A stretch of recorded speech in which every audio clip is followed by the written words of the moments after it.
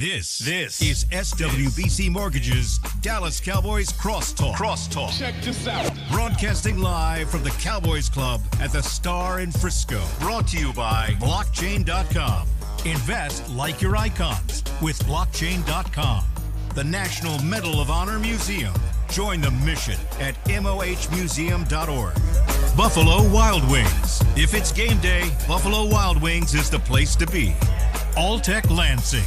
Just listen with Alltech Lansing, perfecting sound since 1927. And by SWBC Mortgage, customized solutions to help you meet your personal and business goals. Visit SWBC.com. Now your hosts, Nate Newton and Bobby Belt. Happy Wednesday, everyone. Welcome to Cowboys Crosstalk. We are live from the Cowboys Club at the Star in Frisco. I'm Bobby Belt from 105 Through the Fan. Thank you to everybody joining us on 105 Through the Fan and on DallasCowboys.com. Tonight, I'm joined by Patrick Walker from DallasCowboys.com. Yes. As always, we've got the three-time Super Bowl champion and six-time Pro Bowler Nate Newton here with us.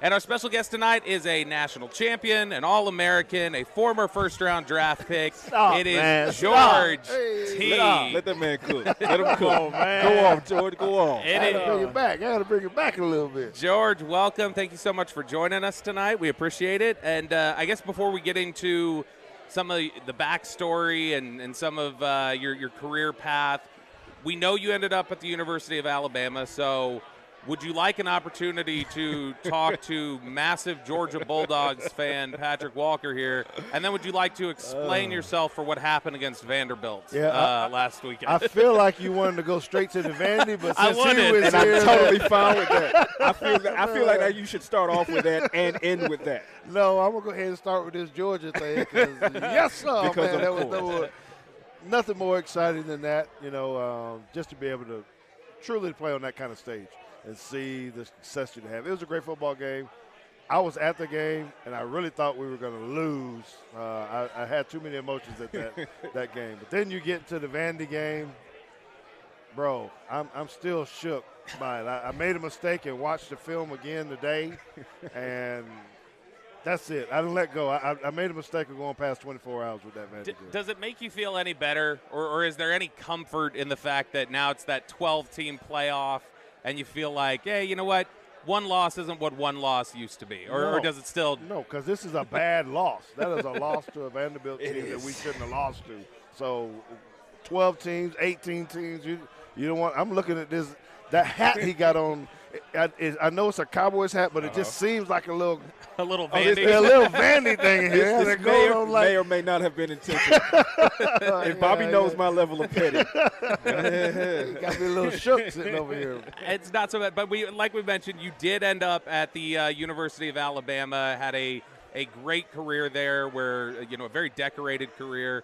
I want to start off first. Just talk to us about your kind of career path up through high school and what led you to ending up at the University of Alabama. Yeah, well, most people think that I actually grew up in Alabama all my life, and that's not what happened. My dad was in the military. We just ended up moving to Alabama when I was in ninth grade. So my love for Alabama or any school in that area kind of started happening then. They recruited me the best. I really thought I was going to go to Auburn, Georgia Tech, something of that nature. Wow. Took the trip to Auburn. Absolutely hated it when I took the trip. I was ready. What is it that you didn't like about Auburn? Because it's Auburn. Thank you. Wow. It's from like a Georgia fan. No, they asked me, what did you want to do? You've been on a recruiting trip. Right. I'm young or whatever, and they said, well, here's the things that we can do. We can go to Tuskegee to go party, or we can go out here and do a little bit of cow tipping. And I said, you know what? I'm out on this deal. I'm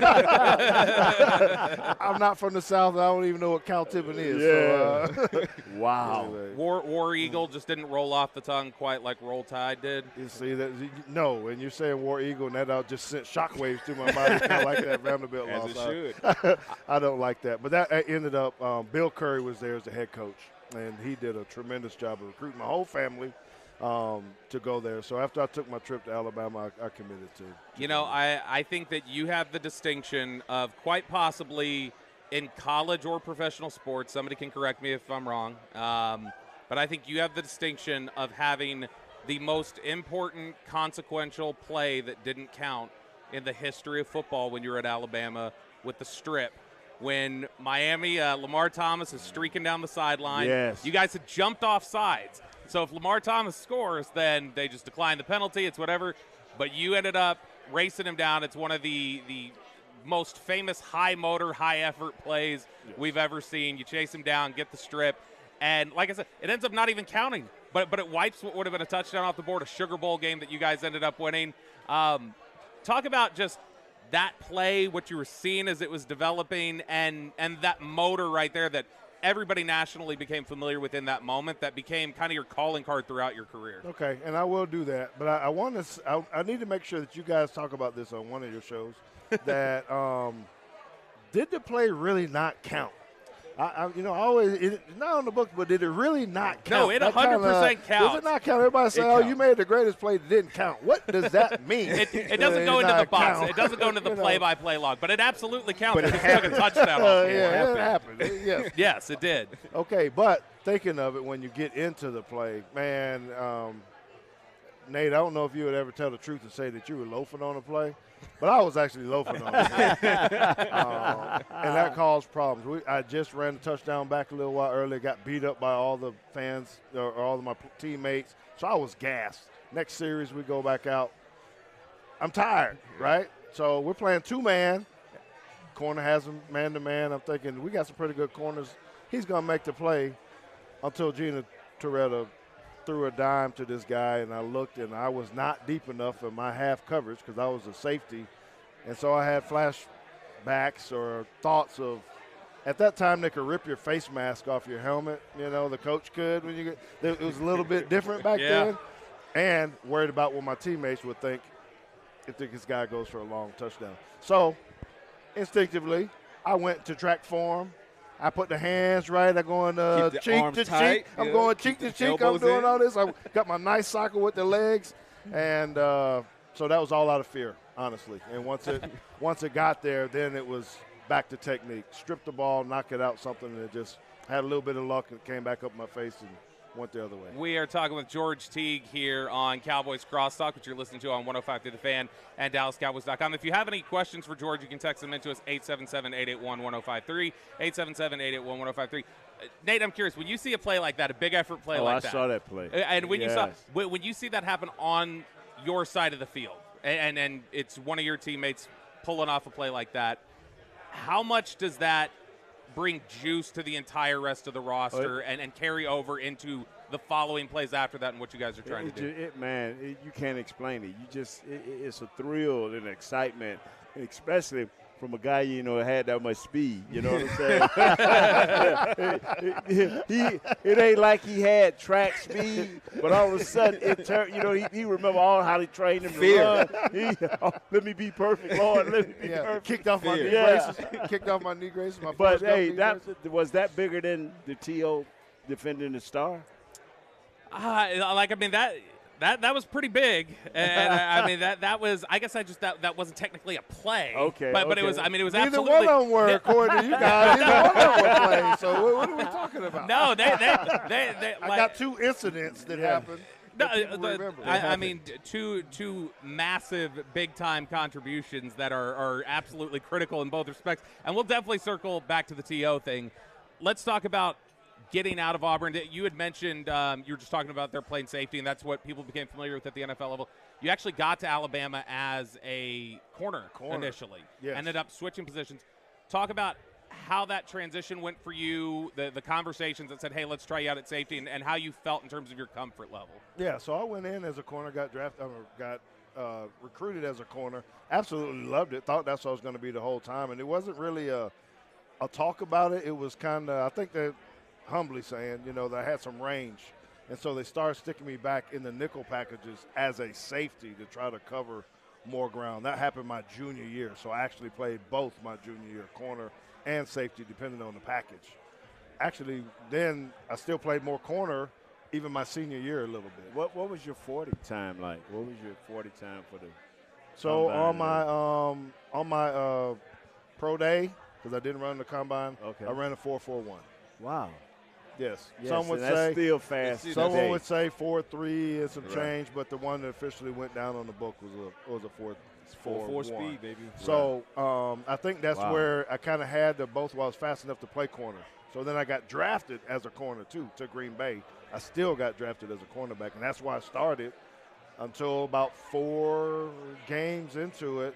The safety just wasn't covering ground. He So wasn't they George Teague. So they just said, hey, and literally, I'll never forget this, really just threw me in the game, the safety, and said, you got it, go. In the middle of the game against the Minnesota Vikings. Wow. Oh, my gosh, I was terrified. I didn't know, man, you talking about making calls. The teammates was like, calm down, man, what are you doing? I was like, boy, I don't know what I'm doing. They just threw me out here. Yeah. Wow. Let's talk a little bit more about that career trajectory, your time in Green Bay, that transition over, but then specifically getting here to the Dallas Cowboys and bursting onto the scene with one of the more remarkable playoff performances that we've seen here in the last several years in Dallas. George Teague joining us tonight on the SWBC Cowboys Crosstalk. We're going to take a quick break, and we'll come back here on 105 through the Fan and DallasCowboys.com.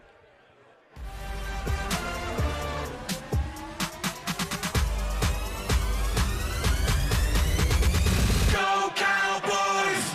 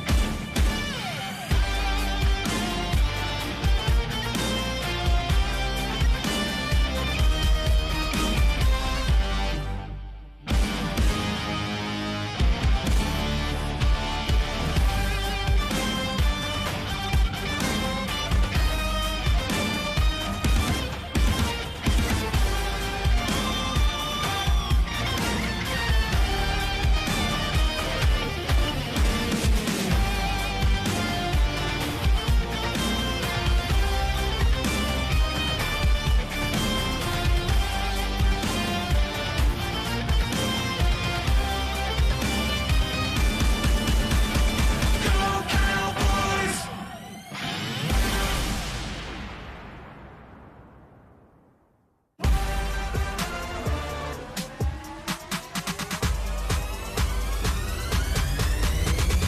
Go Cowboys!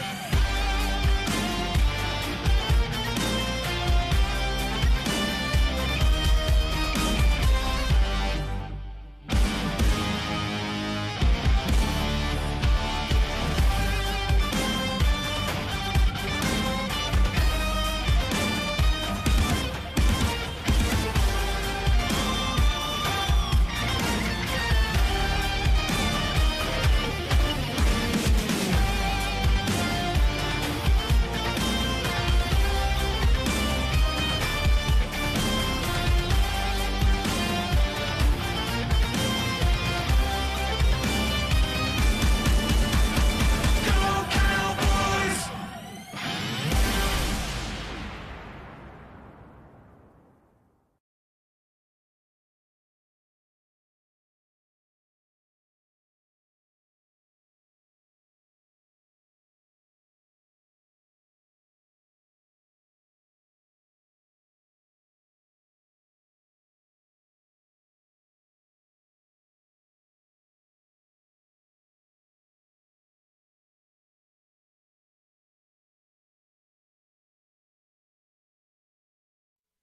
Back to SWBC Mortgage's Dallas Cowboys Crosstalk. Yeah, check this out. Broadcasting live from the Cowboys Club at the Star in Frisco.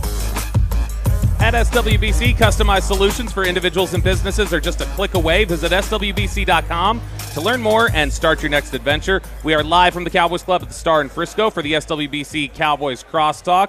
I'm Bobby Belt from 105 Through the Fan. Thank you for joining us here on 105 Through the Fan, as well as DallasCowboys.com and all of their social platforms. I'm joined tonight by Patrick Walker from DallasCowboys.com. We've got the 3-time Super Bowl champ and 6-time Pro Bowler Nate Newton. And tonight we are joined by the one and only George Teague, who had 2 of the most important plays that counted in the history of both Alabama and the Dallas Cowboys. George, we were talking about how you started out in Green Bay and you were playing corner, made the shift over to safety mid-game against the Vikings.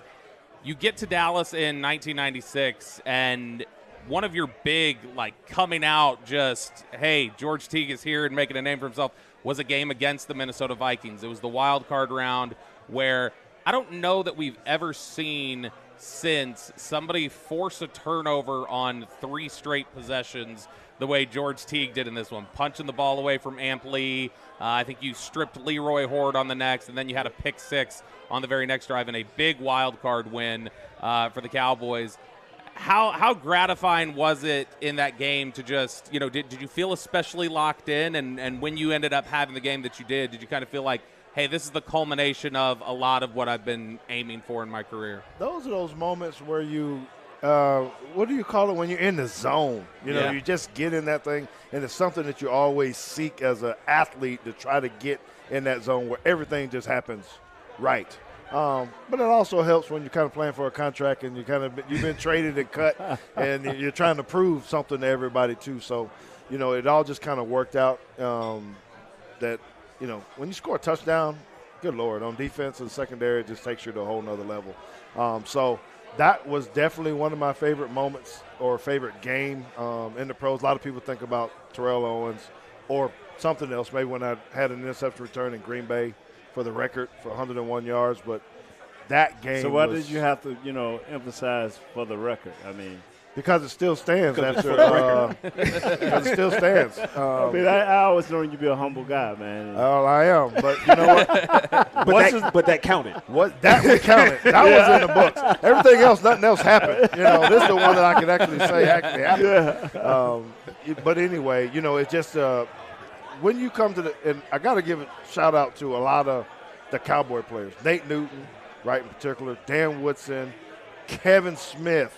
All right, yes, because once I got to Dallas, as good as I thought I was, I knew I wasn't there, but I had teammates that gave me little tidbits of just how to be a little bit better once I got here. And that's why I love the Cowboys so much.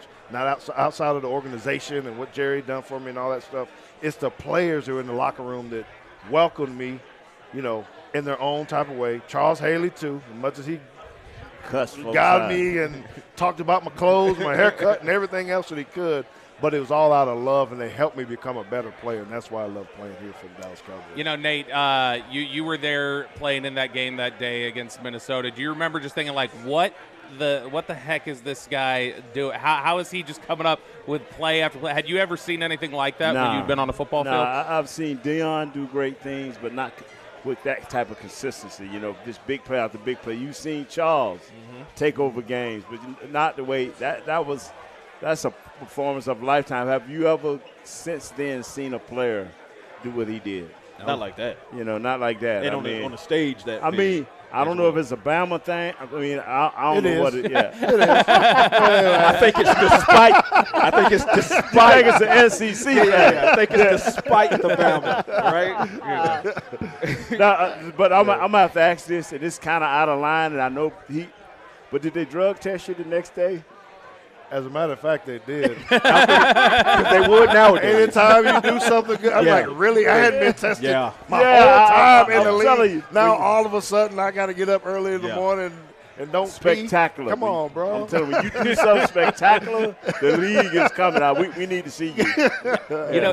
You mentioned there, when you got here and all the little tips and tidbits you got. We were talking to Rocket Ishmael a couple weeks ago, and Rocket had said when he first got here, he's like, oh, man, culture difference is just insane in terms of their expectation of winning and excellence and, guys holding each other accountable. When you got here, did you notice that jump too? Did you feel like, oh, wow, this is just a different standard across the board for these guys? Yeah, instantly. And I played for a good organization in the Green Bay Packers, and they were accustomed to certain things, and we were kind of on our way up. A lot of stuff in the community and all that, but here it was different. it was in a good way, too. You still got all the community and all that, but the excellence that was demanded by the team and by the staff, by ownership, was not like anything I'd ever experienced before. I don't know what got you here. What brought upon the trade, or what got you here? What did you want out? Did they say advantage? What got you here? Oh, man. All right, I'll wrap this up as fast as I can, right? You got time. But Green Bay, I did not know that I was on the trading block for Green Bay. So apparently they wanted me out of there, and they actually traded me to the Atlanta Falcons. I got that call 24 hours before my flight to Atlanta from Ron Wolf. He said, hey, I just want to let you know before you see it on ESPN, you've just been traded to the Atlanta Falcons. Click, that's basically what it was. And I was kind of a little angry about that. And then 3 weeks later, I got cut by the Atlanta Falcons. So I was a free agent at that point. This is why I love Jerry Jones, and you guys will love this story quickly. He actually called me with Dave Campo on the phone, and Jerry asked me, hey, George, what the bleepity bleep is wrong with you, and why are you on the market? That was his first question to me on the phone. That was my first deal, and I cursed back at him, and I said, there's nothing to bleepity bleep wrong with me, and I don't know why I'm out here on this. And this after I've already had bad attitude with other teams because I really didn't know what was going on. Right. I wasn't keen to the business aspect of contracts, how much you're worth, and all that kind of stuff. And so in the end, Jerry Jones said, well, you know what? Here's what we're going to do. This is on a Friday. He said, you're going to fly in here. You're going to pass this physical. If you pass the physical, you're going to play in the last preseason game, the whole game at safety, because you're the best safety out there. And if you do what you need to do, you'll be the fifth guy, the nickel safety, to go in. So I flew in, passed the physical. I played the whole doggone game. Another story about that later. But that's how I ended up here at the Dallas Cowboys. Wow. And I was only here for the 1 year, for remember. So I only signed the 1 year deal. Then I went to the Dolphins, didn't get along with Jimmy Johnson, got the call back from the Cowboys, and came back for another 4 years. Yeah, it was a direct swap basically, because you came back to Dallas. Brock Marion went to Miami. Yep. Took over there, and you come back to Dallas. And obviously the thing we put out the question a few minutes ago for anybody who had some questions for George Teague, they could send in a note on the fan text. And the one that we're getting consistently here is, how did it feel to smack Terrell Owens? How great was it to hit Terrell Owens? And obviously that was a big pivotal moment of you not only just stepping up and defending this team and this organization and this star, brand. baby. Yeah, absolutely. Out there on the football field. I'm sure you've told the story 1,000 times, but just in general, talk to us about the thought process throughout that game, the disrespect you guys felt on that sideline, and when you determined I'm doing this, or if it was even a determination and just a reaction. Well, yeah. So some of us are a little bit prideful, and I'm a little bit prideful. I don't like losing. I don't like playing the Heat losing. We were on that old raggedy turf and other stuff, so just nothing was right at that time. And me and Terrell Owens had some good banter, He was telling me about my mom. I was telling him about his mom. And it just led up to him just being totally obnoxious. Goes out to the star. Emmett does his thing. And so at this point now, on the particular play where he scores a touchdown and runs out, I knew he was going to score the touchdown. So I was watching out the corner of my eye. I was on the other side, and I'm going, what is this idiot about to do after he scores his touchdown? So I had no idea. I didn't think he was going to go back to the star, but I just figured he was going to do something. So when he took off, it's like I almost just kind of blacked out, like, oh, come on. Love it, though. So then I went, and it's the way it had it, that it timed up that I met him right there at the right moment. And it felt good, too, man. Felt better when I dodged the lineman that tried to hit me. I was glad I was taking a little bit of taekwondo at that point. I could get duck underneath because I probably would have died. But, that was a moment where it was just pride in your team, pride in you just, you think of all this stuff. We're talking about Alabama losing to Vanderbilt, Georgia losing to Alabama, whatever it is. It's just some pieces that you just have to stand up. You don't let people put their foot up on your coffee table. Right. You just don't do it. I was raised that way. You don't do that. Get your foot off my table, man. We're not doing this. I told you one time. You want to do it again, you got to get out. Yeah. You know what, Rex? You've had so many big moments. Iconic moments. Yes. Iconic I've never moments. had that type of big moment besides as a team winning the Super Bowl. I mean, but you've had so many great individual moments, man. Well, Wow. I appreciate that, and it's just I don't know. I think what I learned from several coaches, including Mike Zimmer, was setting yourself up to make plays the way that you study. And this started back in college. Reading tendencies, and this is when we used to have books. Right. Paper in it, and you had to go Right. through it, not the little exos Tablets, and all this yeah. kind of tablets and all that. You had to look and study. So I would always try to find a tendency, and I would tell my wife, she's very much big into football, and any fan is watching you, I said, I'm going to give you the signal when I know I'm going to make the play.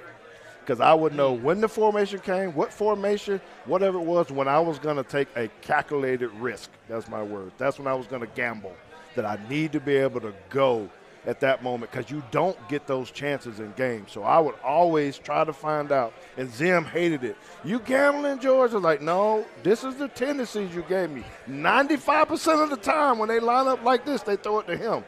I'm abandoning ship, and I'm going over there, and that's what I would do. And so a lot of it was just maybe I wasn't in the right spot, but it would turn into big plays. Wow. It's something where I think everybody here sitting listening to George Teague tell these stories, and we appreciate George for joining us here tonight on Cowboys Crosstalk. I think everybody hearing this is like, wow, the way he talks about the game, the way he analyzes it, and the storyteller he is.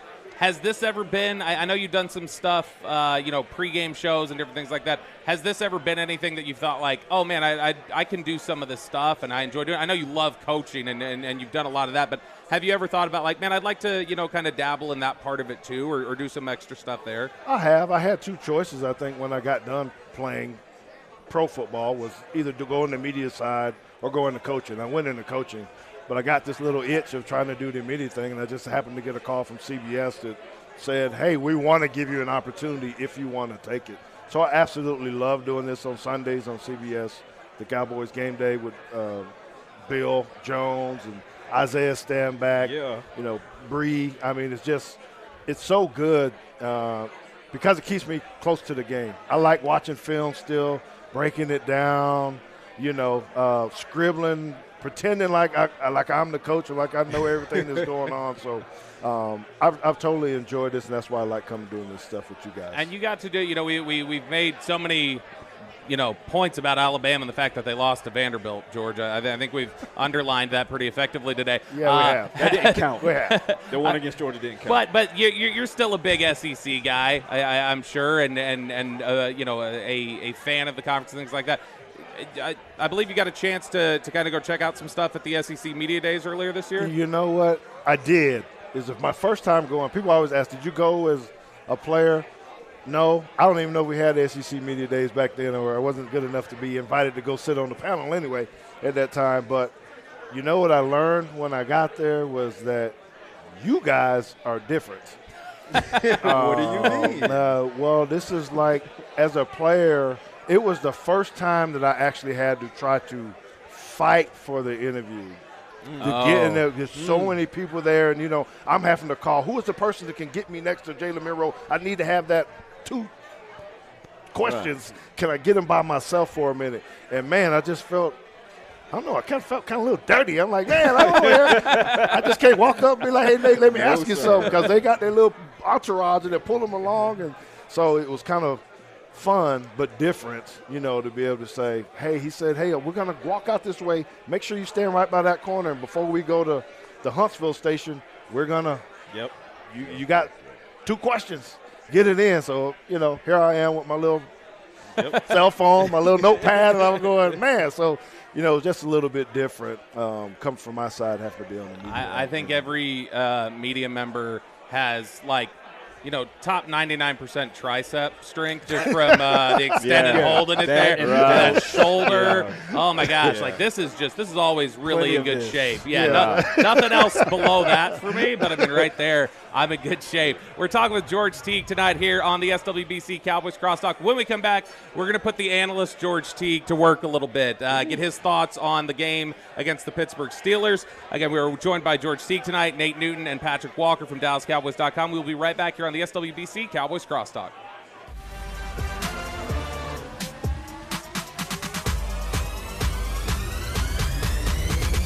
Go Cowboys!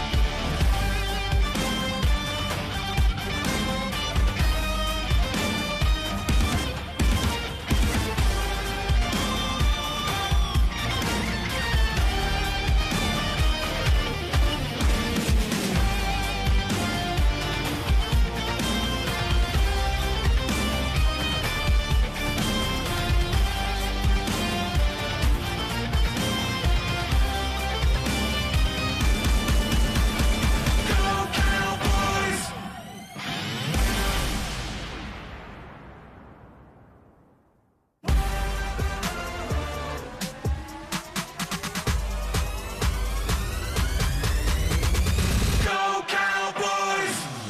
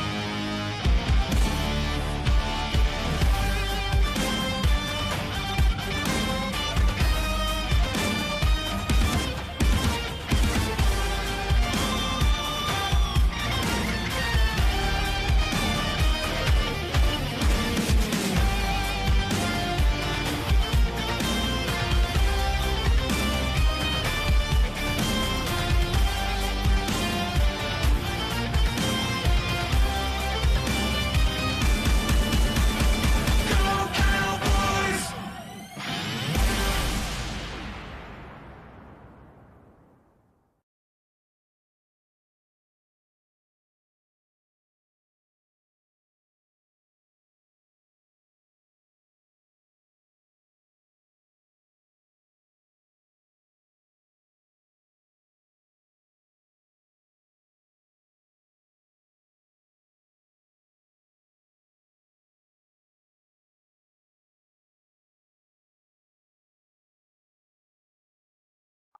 Back to SWBC Mortgage's Dallas Cowboys Crosstalk. Yeah, check this out. Broadcasting live from the Cowboys Club at the Star in Frisco. At SWBC, customized solutions for individuals and businesses are just a click away. Visit SWBC to learn more and start your next adventure. We are live from the Cowboys Club, the Star in Frisco, for the SWBC Cowboys Crosstalk. I'm Bobby Belt from 105 to the Fan, joined by Patrick Walker from DallasCowboys.com. We got the three-time Super Bowl champ and six-time Pro Bowler Nate Newton here with us as well, as always. And tonight we are joined by George Teague. And George, we just got a text in from one of our listeners over at 105 to the Fan. They said the 940 says, I graduated from Bowie High School and attended George Teague's Making of Champions football camp twice. Awesome camp and awesome guy. So some kudos there for the coaching and building up of men that George Teague has done throughout his career. And now we're going to get George Teague to analyze a little bit of football for us and look back and then look forward. Let's take a look at this Pittsburgh game. Cowboys win this one 20-17. And really, I think if you look back over the Cowboys in the last 3 to 4 years, a lot of these games that they've won, people maybe feel like finesse. You kind of blow the doors off of people when you win, and when adversity hits and some of these tougher, more physical football games hit, a lot of times those are games that the Cowboys have dropped in the past.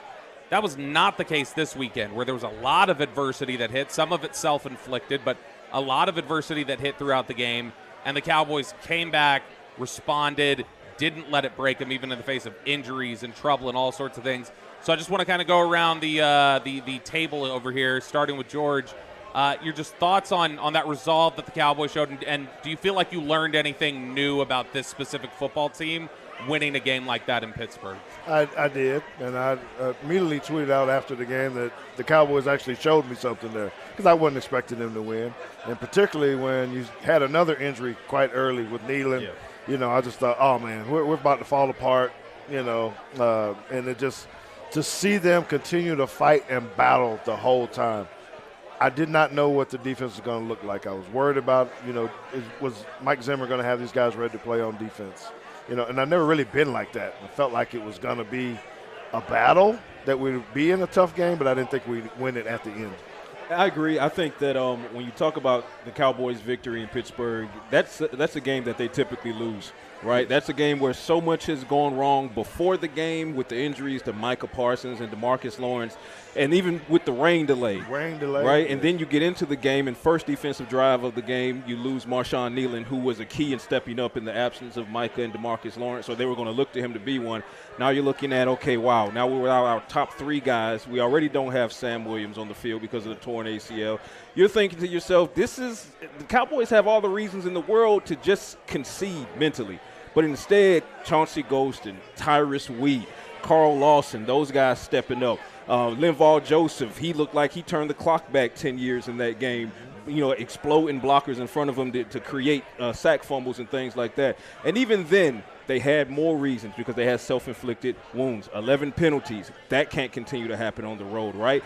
And then go fast forward to the end of the game. Rico Dowdle, he's having a fantastic game, a career game even, and then he leaps over the line and he fumbles the ball, and in that split second, what Cowboys are we going to see? Is this how the Cowboys lose? Because typically, if all else fails, that's how they're going to lose that game. Dak Prescott, who didn't have the best game himself, he falls on that to give them another shot. Fast forward a couple plays, fourth down, one more play to win it. Jalen Tolbert. You know what state he's from, right? Tolbert? Yeah.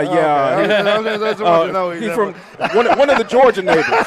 One of those Georgia neighbors is where he's from. Yeah, Nate, I happen to note it. One of my general rules over the last couple of years, I think, is just show me how dirty the jerseys are at the end of the game, how dirty the uniforms are at the end of the game, and I can tell you with some likelihood, I think, if the game was won or not. This was a dirty jersey game, a dirty uniform game that they fought, and they showed a lot of resolve. And I know last year talked specifically about, I need meaner, I need tougher on this football team. Do you feel like you got some more of that on Sunday night? Yes, we truly did. I felt warm. And it's not just the fire behind us. Yeah, and I'm telling you, I was ready to jump on anybody that was going to say, yeah, but. I wasn't having that. Yeah. When Monday came, I done stayed up to 3, 4 in the morning. Y'all done got off that plane. All of us here, we had to suffer through that. We getting into bed after 2 o'clock. Y'all after 5 o'clock. The sun was up. Yeah. I'm like, I don't want to hear it. Yeah. We have always finessed this, especially me. What are we going to do when a team is equal or better than us in talent? And we fought, and that's thank you. And my hat's off to Mike McCarthy. He kept calling the plays no matter what. He kept calling. Rico Dowdle, you had that bad move at the end of the game. Yeah. Interception, Rico Dowdle. Fumble, Rico Dowdle. He was just the calming effect. You know, something go wrong, just hand it to Rico Dowdle. End of the game, we normally give it to Dak. Let Dak put it in Dak. Rico Dowdle. I think we needed to see that. I love that. And it was also the role player stepping up. I mean, when you get a guy like it's a critical drive, Cowboys got to have it. Here's Hunter Lipke. With a critical play on the third down, and then you give it to Jake Ferguson, and he extends it more. But, I mean, to see physicality is the big thing here. Because a couple of times this season, and DeMarvion Overshown spoke on it after the win against the Giants. He said, we're football players, but we're human. We see that, we're watching TV and we're being called soft and things like that. They took that to heart. The Pittsburgh Steelers make their name on being able to bully opposing teams. Meanwhile, the Cowboys have typically, like you said, Bobby, they've been the finesse team. They're either blowing out a team, and if they're not blowing out the team and it's close, they're probably going to lose. Well, they marched right into the Steel City. undermanned on both sides of the ball. And then when you look at how Jordan Lewis was getting under George Pickens' skin and those receivers for the Pittsburgh Steelers, it was Jordan Lewis, that defense, Dak Prescott, that offense, they were the bullies against the Pittsburgh Steelers and that Mike Tomlin culture, which is a rollover of the Bill Cowher culture and Dolan. So, the Cowboys, if they continue to be the bullies, and these are the kinds of wins that pay off when you get to the playoffs. Clean up the penalties, like you said. Yeah. Clean up the penalties. Yeah.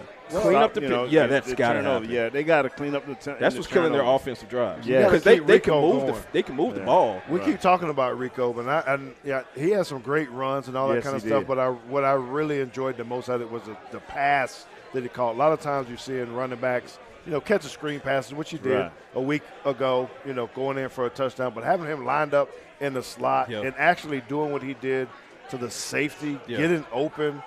Yeah, you can say he tripped or whatever, but it was he kind of leaned into him, gave him the stuff, and I know he talked about it after the game, saying that that's not exactly the route that he was supposed to run, but it didn't matter. It was body control, just to just to be able to do that, and that meant understanding how he caught the ball and got his body up underneath that ball, so he wouldn't have to fight the ground for the ball, and maybe it bounces off and they lose that touchdown. So phenomenal control. That's mat drills right there. That's what that is. High school mat drills. That's what that is. I want to ask both George and Nate both sides of this question here. So.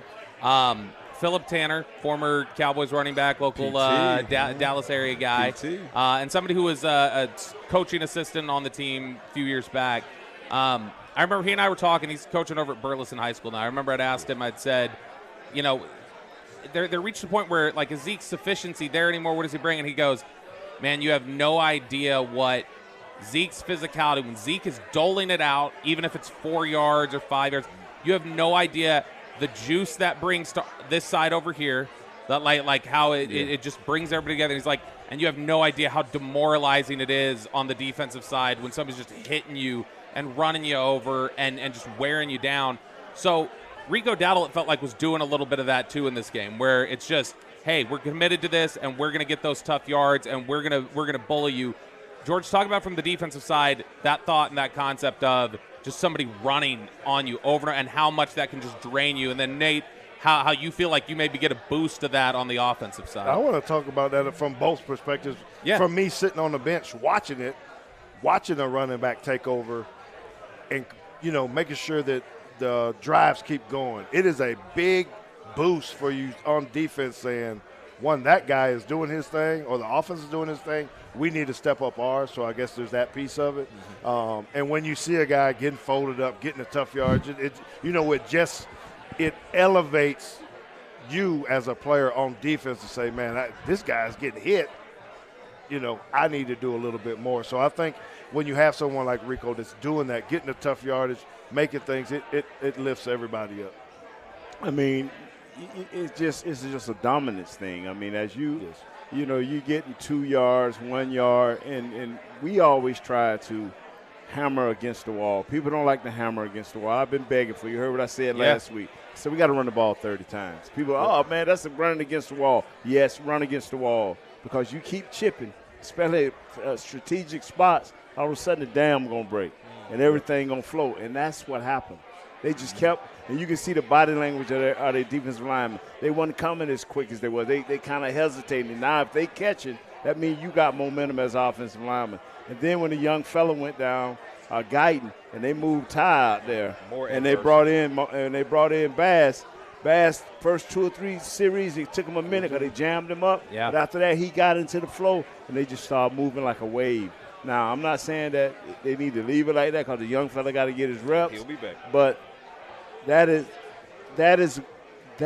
the way to do it. And I know we're jumping out of character, but that is how Detroit does it. I'll tell you what's going to be interesting. What will be interesting is, and to your point, McCarthy himself said that the goal is to get at least 30 carries on the ground. That's his goal. So he was like, how many did we have after the game? And we were like 31, 32. And he was like, okay, great. And that's his goal. But it will be interesting to see how this running back committee, how fluid it is over the course of 17-plus games. Because right now, it started out with Zeke as the starter in Cleveland. Okay, it's now graduated to Rico as the starter, and Rico is catching his stride. But it's a long season, and we know Zeke, he still has some juice, but he's not a spring chicken, right? So is this a situation where, as if Rico begins to kind of wear down just a little bit in November, early December, now you kind of slide that scale more so to Zeke to take the load off of Rico, so that maybe once you get to the playoffs, because I believe they will, now you have two fresher backs than they would be if you were just riding a bell cow the entire season. I just think Zeke has to be patient and has to keep his spirit up. You're talking about a guy that's eating a lot, because I'm talking about inside. He's a competitor. Yeah, he's a competitor. So he has to see it, the big picture, like you are seeing it, like I'm seeing it, like you are seeing it. It's the play the long game.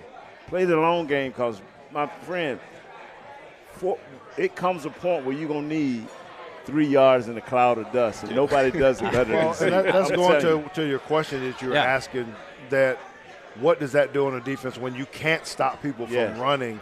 It hurts. It is demoralizing when you cannot stop someone from – and the Cowboys, it doesn't even have to be big plays. It's if they're getting 3-4 yards of chunk and it's first down, and all of a sudden it's 9 plays, 10 plays, 12 plays. And you're like, God, dog. Yeah. You know, the boys in the back be screaming. How do we get off the field?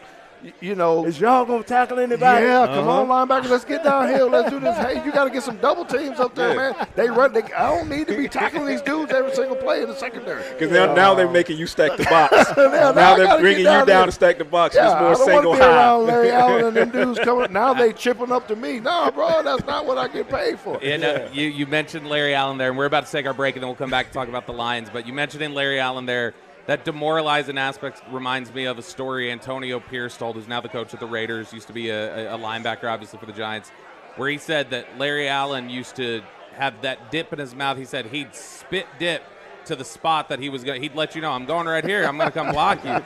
And he said, you have no idea how demoralizing it is to go against a unit that is telling you, I'm going to be right here, and I'll tell you where we're going, and we're just going to do this, and we're going to assert ourselves. And that seems like something that the Cowboys got a real big benefit for. We were joined by George Teague tonight. We're going to wrap things up. One more segment to go here on the SWBC Cowboys Crosstalk. When we come back, we're going to preview this Lions game a little bit, another game that very well could be a physical, run the ball down your throat type of game, and how the Cowboys can respond to that. That's next here on the SWBC Cowboys Crosstalk.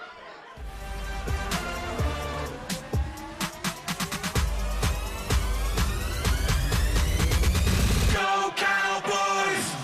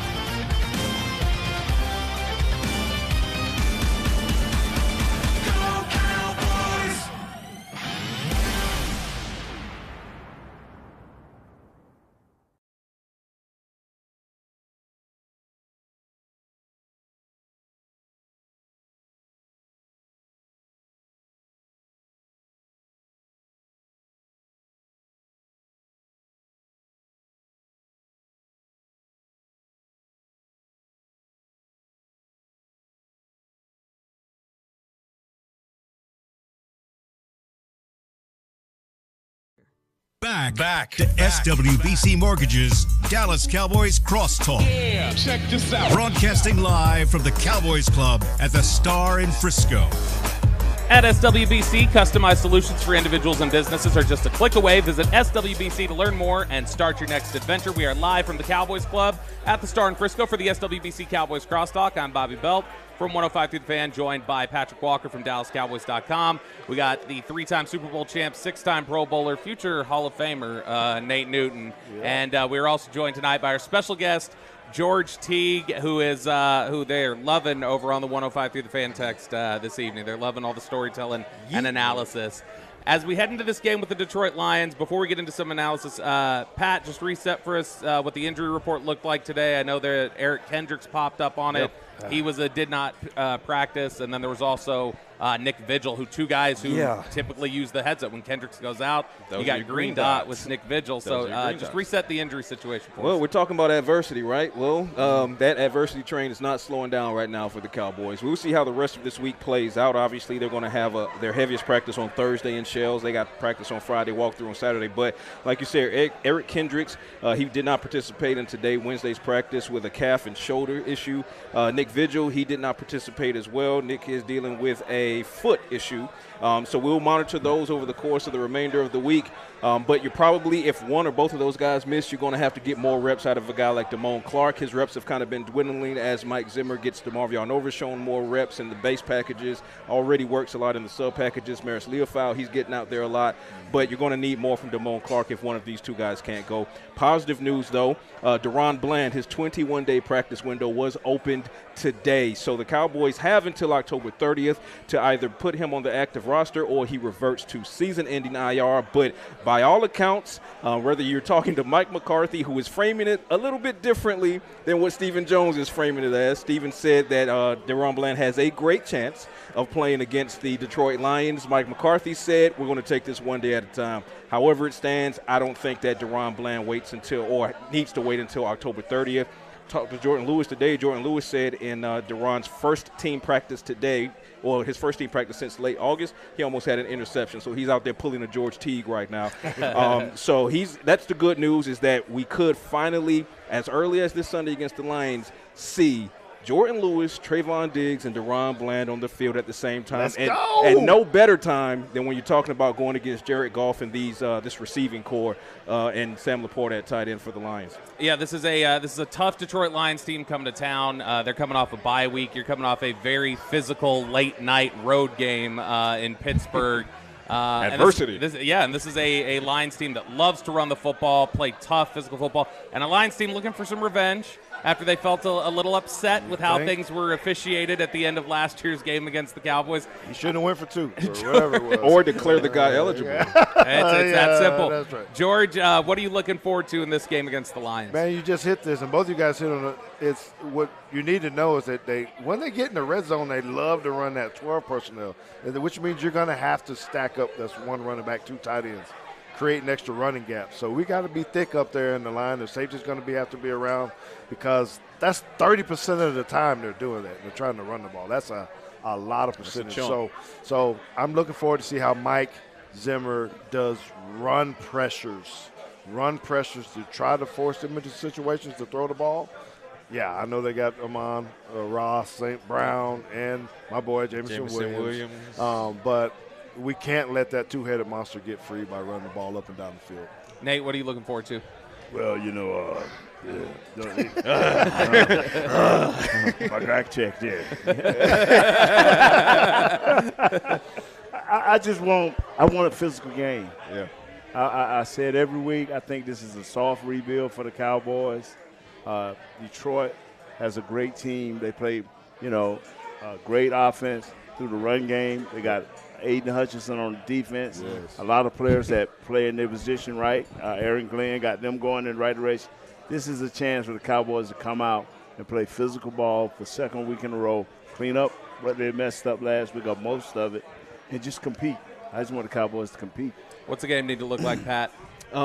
I mean, first and foremost, you got to stop the run, and we say that because that's the theme weekly, no matter what team you're talking about. But it's even more prevalent and pressing when you're talking about a backfield that features David Montgomery and Jahmyr Gibbs. For my money, that's the best running back duo in the entire NFL. Yes. But if you can stop that or at least bottle that up, then comes the task of knocking Jared Goff off his spot.